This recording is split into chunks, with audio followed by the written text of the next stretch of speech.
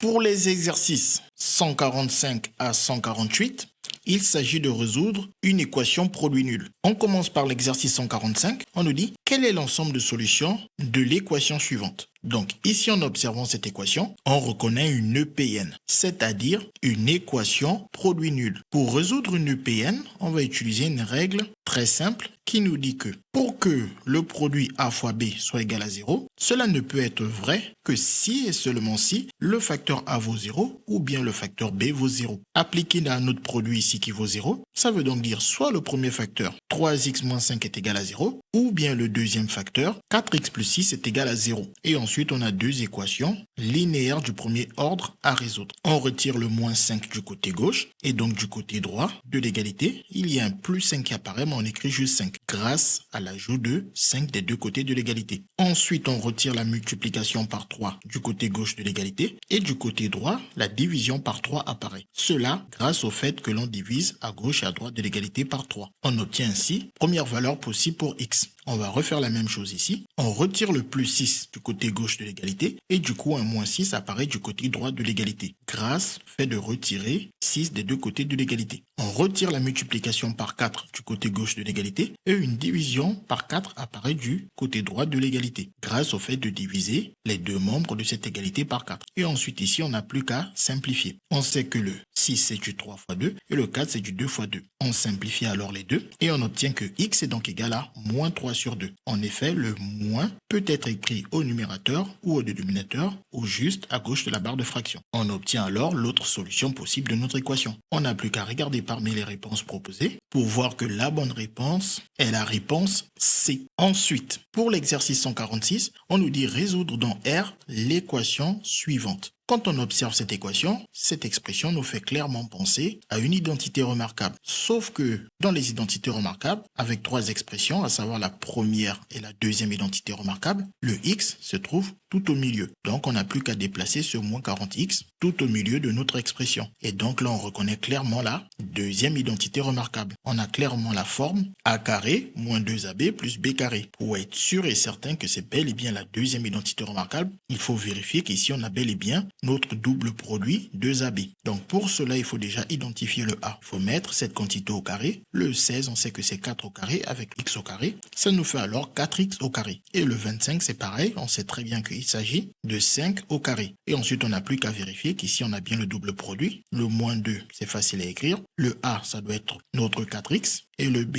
ça doit être notre 5. Et ensuite, on vérifie avec un petit calcul. 2 fois 5, 10. 10 fois 4, ça fait bien 40. Donc, c'est bel et bien la deuxième identité remarquable. Une fois qu'on est là, on sait que la deuxième identité remarquable va nous donner a moins b entre parenthèses au carré. Ce qui nous donne alors 4x moins 5 au carré. On a bien compris que le a, c'est celui qui porte le carré. Le 4x portant le carré, le a est donc le 4x. De même, le b, c'est celui qui porte le carré. Le 5 portant le carré, donc le b est le 5. Et comme on a a moins b, donc on a a qui vaut 4x moins b qui vaut 5. Et ensuite, on n'oublie pas que cette quantité était égale à 0. Donc, on n'a plus qu'à rajouter notre 0. Et ensuite, ici, on a un carré qui est égal à 0. Pour qu'un carré soit égal à 0, il faut forcément que la quantité elle-même soit égale à 0. Il n'y a pas d'autre possibilité. Le 4x moins 5 est égal à 0. Si on aurait voulu l'expliquer, on aurait pu utiliser la définition du carré qui nous dit que ça veut dire le nombre multiplié par lui-même égale à 0. Et ici, on reconnaît une EPN, c'est-à-dire une équation produit nul. Et donc, ça veut donc dire soit la première parenthèse est égale à 0, ou bien soit la deuxième parenthèse est égale à 0. Mais en observant bien les deux égalités, il s'agit de la même égalité. Donc, autant l'écrire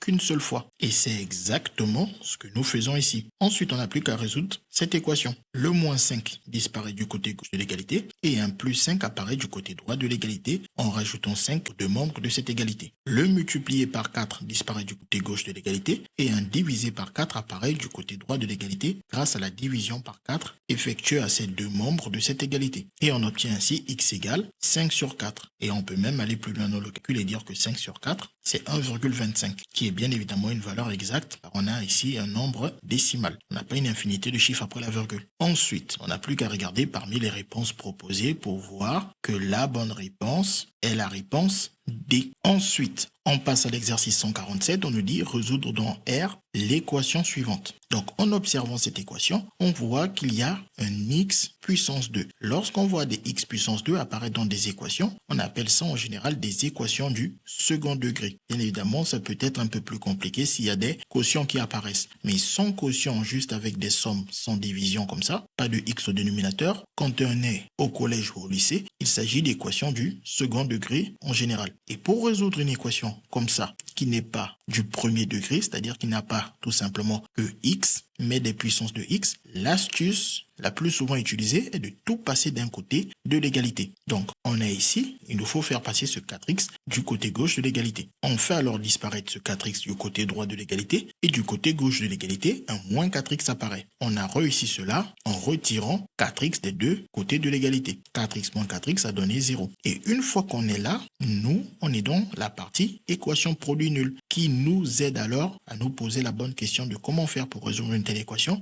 Pensez à un produit nul. Donc, on voit qu'on peut se dire qu'il y a moyen de transformer cette expression sous forme de produit étant donné que x apparaît dans les deux termes de cette différence. On peut alors se dire, prenons x en facteur. On factorise alors par x. En effet, le 3x carré n'est rien d'autre que x 3x et le 4x n'est rien d'autre que x fois 4. Donc, en écrivant ce x et des parenthèses, dans les parenthèses, on met alors ce qui reste, à savoir le 3x, le moins et le 4 qui, eux, ne sont pas des facteurs communs. Et une fois qu'on est là, on reconnaît notre EPN, à savoir notre équation produit nul. On peut alors dire que ce produit est nul si et seulement si soit le facteur x est égal à 0 ou bien le facteur 3x moins 4 est égal à 0. Et une fois qu'on est là, x égale à 0, il n'y a plus aucune équation à résoudre ici. Et maintenant pour le 3x moins 4, il faut isoler le x. Le moins 4 disparaît du côté gauche de l'égalité et un plus 4 apparaît du côté droit grâce à une addition par 4 des deux côtés de l'égalité. Moins 4 plus 4 nous a donné 0, il nous reste le 3x. Et 0 plus 4, c'est 4. Et ensuite, le fois 3 disparaît du côté gauche pour faire apparaître un divisé 3 du côté droit de l'égalité, grâce à une division par 3 des deux membres de cette égalité. On obtient ainsi l'autre valeur possible de x pour que cette égalité soit vraie. Donc, soit x est égal à 0, soit x est égal à 4 tiers. On n'a plus qu'à regarder parmi les solutions proposées pour voir que la bonne réponse est la réponse C. Ensuite, pour l'exercice 148, on nous dit de résoudre l'équation suivante. On a dit lorsque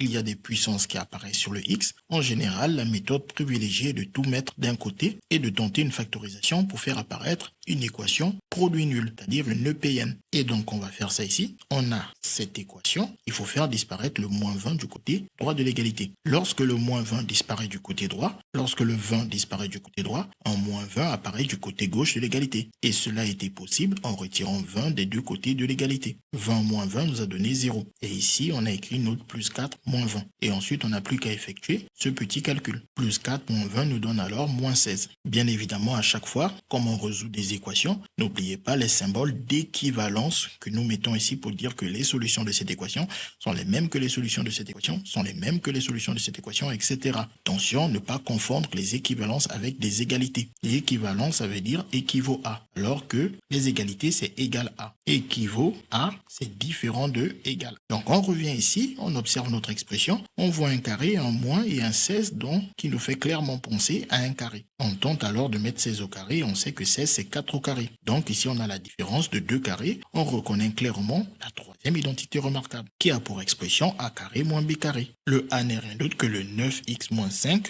On peut ou pas le mettre entre parenthèses. Mais comme ces parenthèses sont facultatives ici, on peut tout simplement ne pas les mettre. De même, le b étant le porteur du carré, le 4 étant le porteur du carré, le b c'est clairement le 4. On sait que a carré moins b carré est égal à ab facteur de a moins b. En appliquant cette formule, le a, on a dit qu'il s'agit du 9 moins 5. 9x moins 5, on écrit alors notre 9x moins 5. On met le plus et le b, on a dit qu'il s'agit du 4. Donc on met plus 4. Et on n'oublie surtout pas nos parenthèses. Et on va faire la même chose ici. Le a, c'est toujours le 9x moins 5. Et ici, on a un moins, donc on met ce moins. Et le 5, c'est toujours notre valeur 4. Et on n'oublie surtout pas nos parenthèses. Et on n'oublie pas qu'on a une égalité. On a égal à 0 qu'on réécrit alors ici.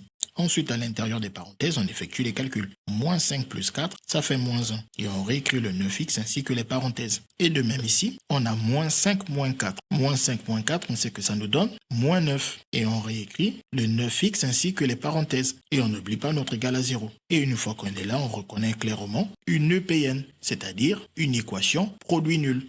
On peut dire que soit le premier facteur est donc égal à 0, ou bien c'est le deuxième facteur qui est égal à 0. Ensuite, on va commencer par résoudre la première équation. Le moins 1 disparaît du côté gauche de l'égalité et plus 1 apparaît du côté droit grâce au rajout de 1 des deux côtés. Le multiplié par 9 disparaît du côté gauche et le divisé par 9 apparaît grâce à la division par 9 des deux côtés. On obtient ainsi x égale à 1 sur 9. Il ne reste plus qu'à refaire la même chose ici. Le moins 9 disparaît du côté gauche de l'égalité et un plus 9 apparaît du côté droit. Plus 9 s'écrit tout simplement 9. Et le multiplié par 9 disparaît du côté gauche et un divisé par 9 apparaît du côté droit grâce à une division par 9 des deux côtés de l'égalité. Et ensuite on sait très bien que 9 divisé par 9, cela nous donne 1. On obtient alors notre valeur de x. On n'oublie pas nos équivalences. Et ici, on sait à chaque fois qu'on a un ou, donc on ne va pas oublier de mettre à chaque fois ce ou. Un ou ici et un ou là, car x est égal à 1 sur 9 ou x est égal à 1. On ne peut pas avoir x égal à deux valeurs différentes. Une fois qu'on a trouvé les solutions de notre équation, on n'a plus qu'à revenir pour voir parmi les solutions proposées, pour voir que la bonne réponse est la réponse B.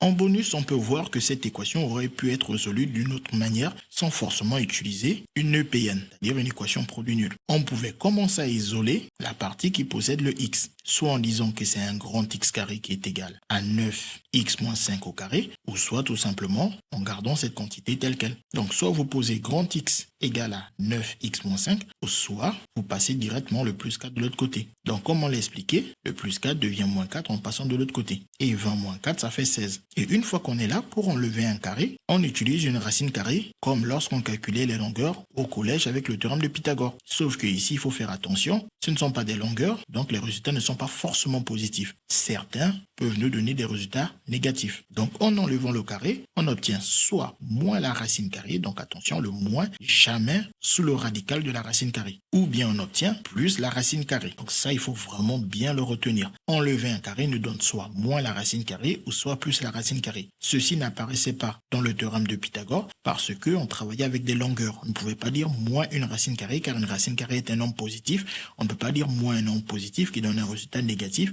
et une longueur ne pouvait pas être négative. Sauf qu'avec des x, on peut avoir des nombres négatifs, donc bien penser à moins la racine carrée. Et ensuite, on connaît très bien racine carrée de 16. On sait que c'est 4, donc ça nous fait moins 4. Et ici, ça va nous faire alors plus 4, soit 4. Et ensuite, on va isoler le x. Le moins 5 passe de l'autre côté et devient plus 5. Et moins 4 plus 5, ça fait 1. Puis on divise par le 9 pour obtenir x égale à 1 sur 9. Exactement la solution qu'on avait obtenue ici. Et on résout aussi l'autre équation. Le moins 5 passe de l'autre côté pour devenir plus 5. Et 4 plus 5, on sait que ça donne 9. Et ensuite, ce multiplié par 9 passe de l'autre côté pour devenir divisé par 9. Et 9 divisé par 9, on sait très bien que cela donne la valeur 1. On obtient ainsi l'autre solution que nous avions trouvée. CQFD, ce qu'il fallait découvrir.